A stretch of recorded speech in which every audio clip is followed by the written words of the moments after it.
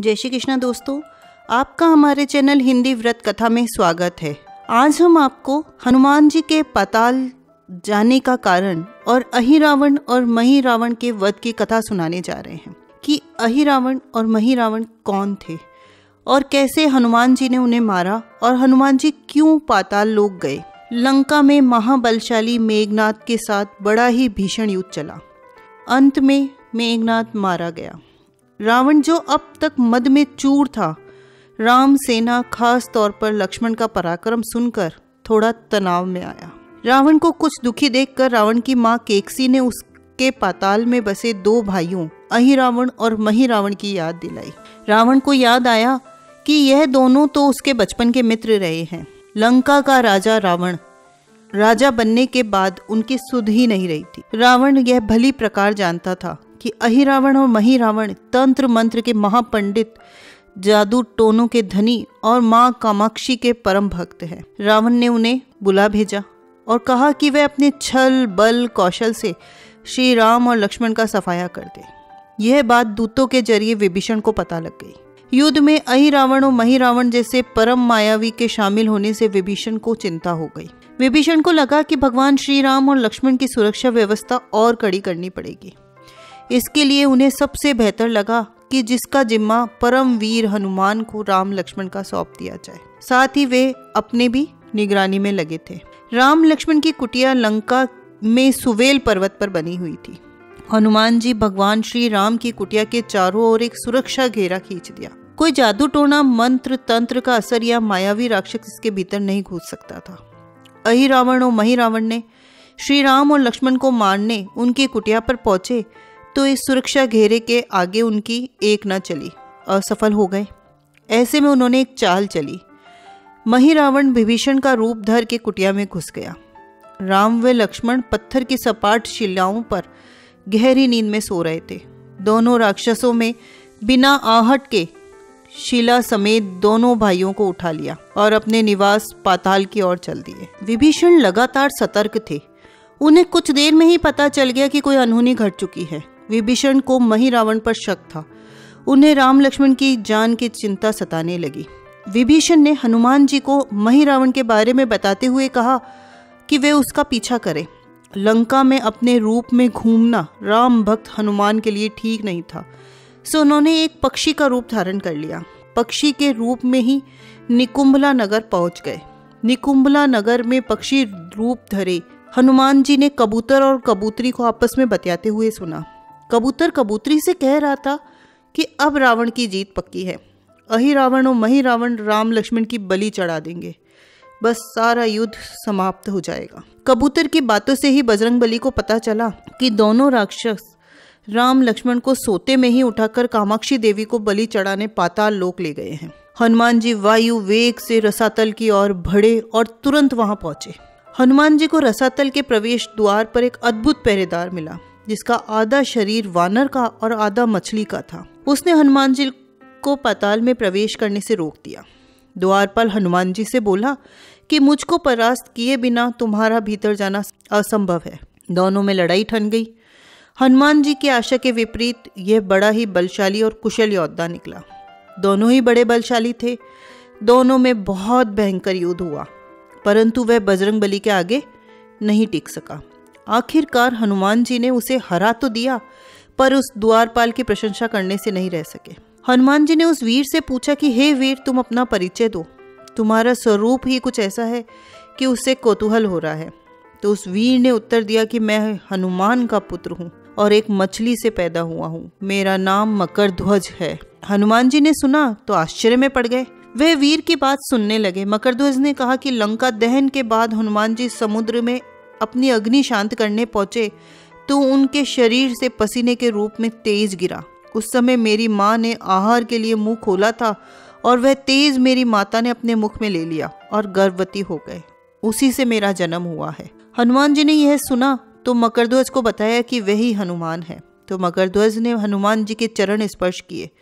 हनुमान जी ने भी अपने बेटे को गले लगा लिया और वहां आने का पूरा कारण बताया। तो उन्होंने अपने पुत्र से कहा कि अपने पिता के स्वामी की रक्षा में सहायता करो। मकरध्वज ने हनुमान जी को बताया कि कुछ ही देर में राक्षस बलि के लिए आने वाले हैं। बेहतर होगा कि आप रूप बदलकर कामाक्षी के मंदिर में जाकर बैठ जाएं।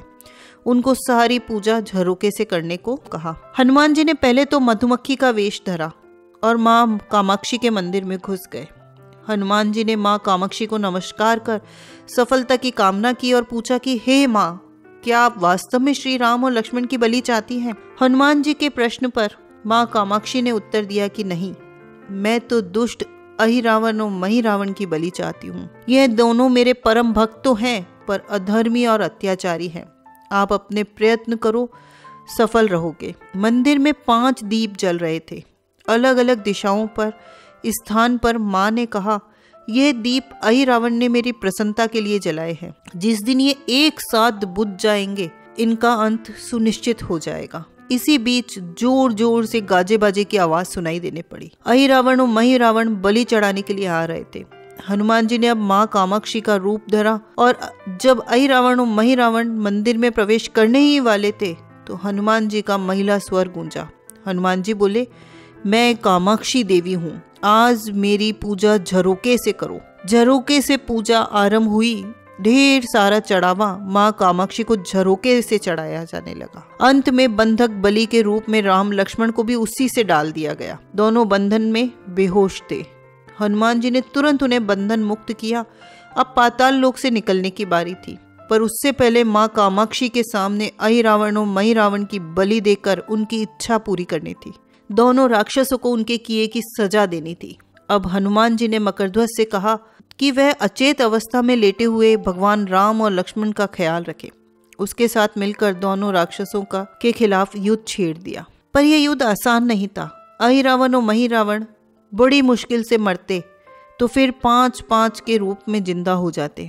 इस विकट स्थिति में मकरध्वज ने बताया कि अहिरावण की पत्नी एक नाग कन्या है।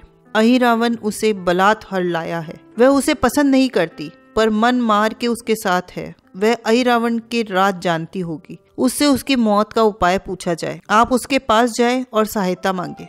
मकरध्वज ने राक्षसों को युद्ध में उलझाए रखा और उधर हनुमान जी अहिरावण की पत्नी के पास पहुंच गए। नाग कन्या से उन्होंने कहा कि यदि तुम अहिरावण की मृत्यु का भेद बता दो तो हम उसे मार कर तुम्हें उसके चंगुल से मुक्ति दिला देंगे। अहिरावण की पत्नी ने कहा, मेरा नाम चित्रसेना है। मैं भगवान विष्णु की भक्त हूँ। मेरे रूप पर अहिरावण मर मिटा और मेरा अपहरण कर यहाँ कैद किए हुए है। मैं उसे नहीं चाहती, लेकिन मैं अहिरावण का भेद तभी बताऊंगी जब मेरी इच्छा पूरी की जाएगी। हनुमान जी अहिरावण की पत्नी नाग कन्या चित्रसेना से पूछा कि आप अहिरावण की मृत्यु का रहस्य बताने के बदले में क्या चाहती हैं? आपकी क्या शर्त है? मैं उसे जरूर मानूंगा। चित्रसेना ने कहा कि दुर्भाग्य से अहिरावण जैसा असुर मुझे हर लाया। इससे मेरा जीवन खराब हो गया।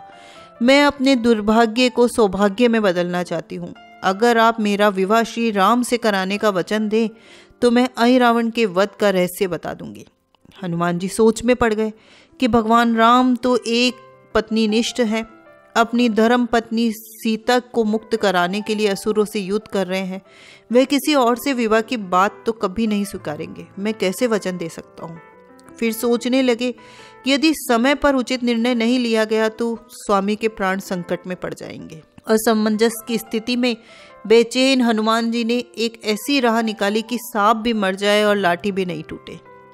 हनुमान जी बोले, तुम्हारी शर्त स्वीकार है, पर हमारी भी एक शर्त है। यह विवाह तभी होगा जब तुम्हारे साथ भगवान राम जिस पलंग पर आसीन होंगे वह सही सलामत रहना चाहिए। यदि वह टूटा तो इसे अपशगुन मानकर वचन के पीछे हट जाएंगे। जब महाकाय अहिरावण के बैठने से पलंग नहीं टूटता तो भगवान श्री राम के बैठने से कैसे टूटेगा? यह सोचकर चित्रसेना तैयार हो गई। उसने अहिरावण समेत सभी राक्षसों के अंत का सारा भेद बता दिया। चित्रसेना ने कहा, दोनों राक्षसों के बचपन की बात है। इन दोनों के कुछ शरारती राक्षस मित्रों ने कहीं से एक भ्रामरी को पकड़ लिया।